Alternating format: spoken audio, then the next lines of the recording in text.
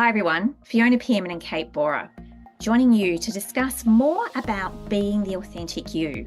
And we've been talking about, why it matters, what gets in the way. And this week we're going to dig into, for individuals, how do we show up in our workplaces and be more authentic? And we know that sometimes this can feel a bit tricky and risky.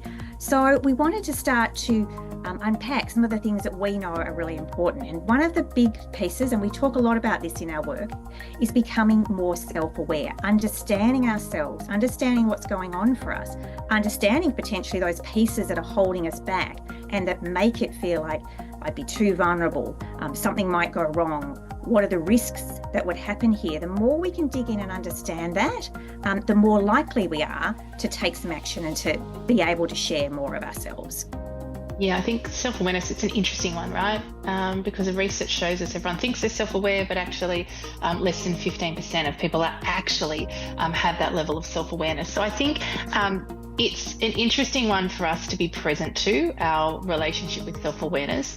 Then it's how do I enhance and grow my self-awareness? We do a great micro skill called Change Begins With Me. And I think one of the most powerful places we've seen our work play out in organisations and with our clients over the last year is the power of just giving yourself space and breath to be present to what's going on in your inner world, to recognise how that's, and join the dots around how that's influencing the choices you'll make, the action you're taking, and then being aware, having the gift of being aware maybe where some of those roadblocks are playing out, where you're not showing up as your 100% aligned, authentic self, and then starting to dig into some of those reasons. I think once we start to do this, one of the things that becomes really obvious is that we need clarity. We really need to understand and know ourselves.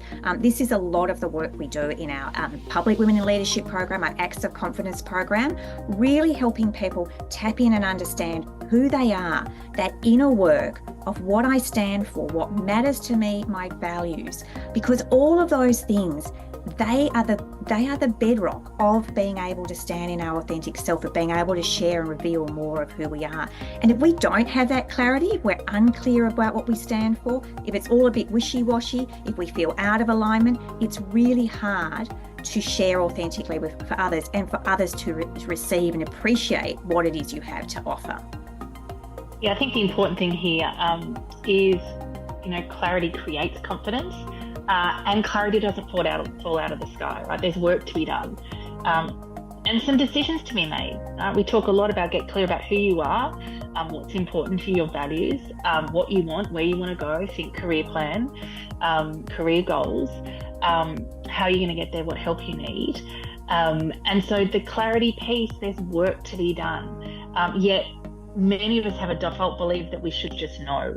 And so this piece is really important because clarity creates certainty, certainty creates confidence. And when we have the certainty to be able to show up, because we're really clear on what matters to us, where we want to go and why those things matter and why we want to get there, there is a level of confidence that is present when we show up in that way. And I think that really leads to the next piece we wanted to share, which is when we talk about authenticity, it's really important to be what we call context aware, understanding the dynamics at play and what's going on around you. Because what we do know is authenticity is not about confessing everything. It's not about oversharing. Everybody doesn't need to know everything about your life. And we're having an interesting conversation recently with some of our inner circle, our alumni from our Acts of Confidence program, and we were teasing out this piece between authenticity and professionalism. And we know in work environments, it's really important that we are conscious of what's happening on multiple levels. That's part of leadership work, is being aware of the dynamics. And I think sometimes where the tension for this plays out, and we see this quite often, people will say, yeah, but I know that I need to hold someone to account, or I know, as a leader, I should be doing something. But actually, I'm really quite good friends with this person who reports to me. Where we go out, we socialise together, and so having those conversations feels really tough. And we often, our coaching work around this is to understand the order of things. And when I'm clear about my role. And when you're employed, you're the first position. The role that comes first is it's your job to actually get the work done and to hold people to account. So while we can be friendly with others, the thing that supersedes the friendship is the importance of the role that we play in the structure of the organisation and being able to do that well. And sometimes clarity around that can help us take the actions that are necessary. Yeah, I think the other conversation we had with our inner circle was around professionalism and where does the line stand? And that's where all the grey sits. Excuse me. So I think this piece around the context aware, aware of the dynamics that you're operating in, and then being able to make some good decisions and, of course, take some small acts of confidence. Yeah, and that's where we'll always encourage you to take action. What is the one thing I can do now? What's the one thing I could do today, this week, that would allow me to share a bit more of my authentic self? Given what's going around, given that awareness, given some clarity, what is it that I'm going to do? And that's certainly what we encourage anyone who's in our world is thinking about the action step you can take so that you can start to understand this whole world of authenticity that bit better. So we're going to leave it there. If you've enjoyed today's confidence conversation, we'd love for you to share that with anyone in your network who you think would benefit from that conversation. Head over to our Facebook page if you want to dig in to more about this topic or any other topics.